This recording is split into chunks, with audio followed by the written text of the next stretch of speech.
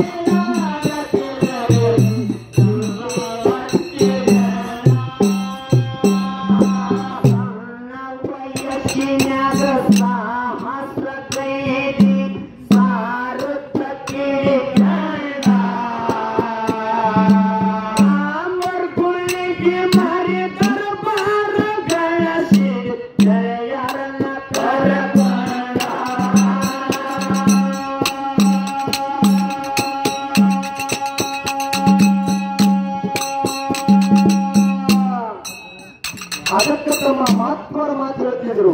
ಏನ್ರಿಪ್ಪ ಮರವನ್ನು ಮಾಡೋರು ಹೇಳ್ತಿದ್ರು.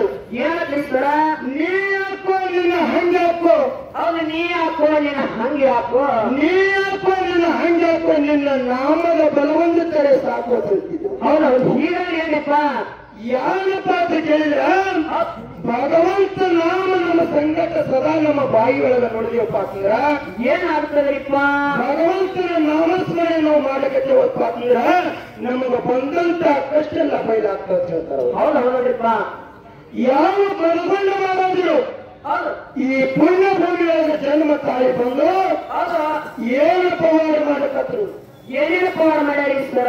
ಮಂದ್ರೂಪ ಗ್ರಾಮದೊಳಗ ತಾಯಿ ಗಂಗೂಬಾಯಿ ತಂದೆ ದೊಡ್ಡಪ್ಪನ ಉದರದಿಂದ 3 ಮಂದಿ ಮಕ್ಕಳು ಹುಟ್ಟಿ ಬಂದ್ರು. ಯಾರ್ಯಾರಿ ಸರ? ಮೊದಲನೇನವರು ಯಾರಪ್ಪ ಅಂತ ಕೇಳಿದ್ರ ಯಾರಿಪ್ಪ? ಮೊದಲನೇನವರು ಭೂತಾಯಿ, 2ನೇನವರು ಮಳಗಲ್ಲಿ, 3ನೇನವರು ಹುಟ್ಟಿ ಬಂದ್ರು ಮದಗೊಂಡ ಮಹಾರಾಜರು. ಹೌದು ಹೌದ್ರಿಪ್ಪ. 3ನೇನವರು ಹುಟ್ಟಿ ಬಂದ್ರು. ಹೌದು ಹುಟ್ಟಿ 5 ವರ್ಷಕ್ಕ ಹೌದು ಏನಾಗ್ಯಾವ? ತಾಯಿ ಗಂಗೂಬಾಯಿಯ ಆಶಯ ಏನಪ್ಪಾ ಅಂದ್ರ ಏನ್ರಿ ಸರ? ಮಗನಿಗೆ ಶಾಲಿಗೆ ಕಲಿಸಬೇಕು. ಹೌದು ಹೌದು ಶಾಲಿಗೆ ಹಚ್ಕೊಡ್ಬೇಕಂತ ಹೇಳಿ ಏನ್ ಮಾಡಿದ್ರು, ಏನ್ರಿಪ್ಪ? ತಾಯಿ ಗಂಗೂಬಾಯಿ ಮಗನಿಗೆ ಪಾಟಿ ಕೊಂಡಿಸಿಕೊಟ್ಟು ಹೌದು ಶಾಲಿಗೆ ಹಚ್ಕೊಡ್ತಿದ್ರು. ಹೌದ್ರಿಪ್ಪ. ನೀವು ಹೋಗಿದಿಲ್ಲ? ಹೌದ್ರಿಪ್ಪ ಹೋಗಿದ್ದೇವಲ್ರಿ ಸರ. ಶಾಲಿ ಕಲಿಸಬೇಕು. ಆದ್ರೆ ಮದಗೊಂಡ ಮಹಾರಾಜರ ಅಪ್ಪ ಯಾರು ಮಾಡಕತ್ರು, ಏನ್ರಿಪ್ಪ?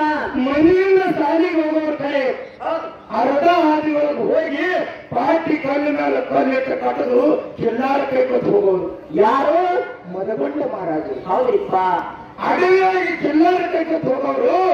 ಹಿಂಗ ಸಾಗಿ ನಡೀತು. ತಾಯಿ ಗಂಗೂಬಾಯಿಗೆ ಚಿಂತೆ ಆಯ್ತು. ಏನಂತಿ ಸರ?